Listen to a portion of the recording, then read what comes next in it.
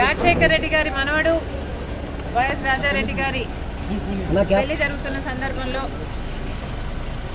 చాలా మంది ఇన్వైట్ చేస్తున్న రాజకీయ నాయకుల్ని, అందులో భాగంగానే చంద్రబాబు గారిని కూడా పెళ్లికొచ్చి వాళ్ళని ఆశీర్వదించాలని కోరడం జరిగింది. చాలాసేపు రాజశేఖర రెడ్డి గారి గురించి, వాళ్ళ ఫ్రెండ్షిప్ గురించి, వాళ్ళ రాజకీయ ఇనిషియల్ ప్రస్థానంలో జరిగిన విషయాల గురించి అన్నీ గుర్తు చేసుకున్నారు, మాకు గుర్తు చేశారు. చాలాసేపు మాట్లాడాం, చాలా సంతోషం అనిపించింది. వచ్చి ఆశీర్వదిస్తామని మాటించారు.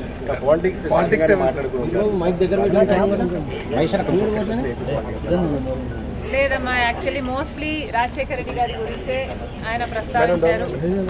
ఇనీషియల్ గా వాళ్ళు రాజకీయాలు మొదలు పెట్టినప్పుడు వాళ్ళిద్దరూ కలిసి ప్రయాణం చేశారు. పొద్దున్న నుంచి సాయంత్రం వరకు వాళ్ళు కలిసే ఉన్నారు, జీప్లలో కలిసి తిరిగారు. ఇలాంటివన్నీ ఢిల్లీకి వెళ్ళారు. అప్పుడు చీఫ్ మినిస్టర్కి వాళ్ళిద్దరు కలిసి చేసిన ప్రయత్నాలు అయితేనేమి, ఇలాంటివన్నీ చెప్పుకుంటూ వచ్చారు. మేడం, కాంగ్రెస్ పార్టీలో మీ పాత్ర ఎలా ఉండబోతుంది? మీకు ఎటువంటి పదవి మీరు అనుకుంటున్నారు వస్తుందని చెప్పి వాళ్ళు కాంగ్రెస్ పార్టీ ఏ పదవి ఇవ్వాలి, ఏ బాధ్యతలు ఇవ్వాలి అనేది కాంగ్రెస్ పార్టీ ప్రెరోగేటివ్. కాంగ్రెస్ పార్టీలో because it is the largest secular party చేరడం జరిగింది.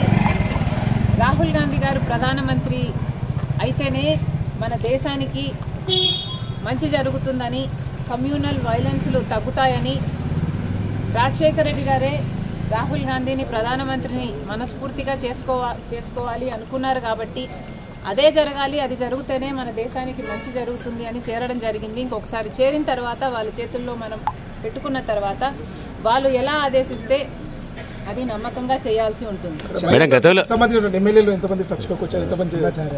ఈ అన్ని రాజకీయాలు ఎట్లా డెవలప్ అవుతాయి, నాకు ఏ బాధ్యతలు ఇస్తారు అన్న దాని మీద డిపెండ్ అయి ఉంటుంది. So we should all wait and see.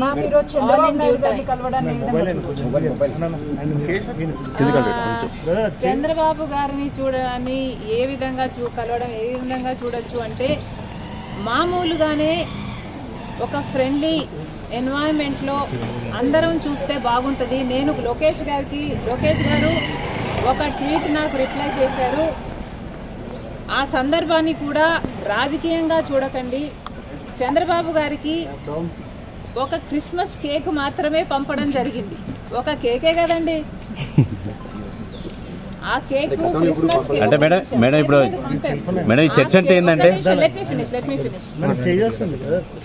ఆ కేక్ కూడా మేము ఒక చంద్రబాబు గారికే పంపలేదు, ఇక్కడ కేటీఆర్ గారికి, కవిత గారికి, హరీష్ రావు గారికి, ఇట్లాంటి వాళ్ళకు కూడా పంపడం జరిగింది.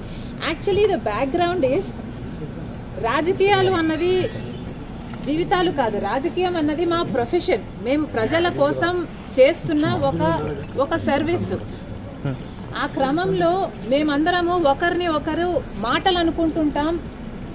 మేము రాజకీయ ప్రత్యర్థులం కాబట్టి అనుకోవాల్సి వస్తుంది, అనాల్సి వస్తుంది. అలాంటి బిటర్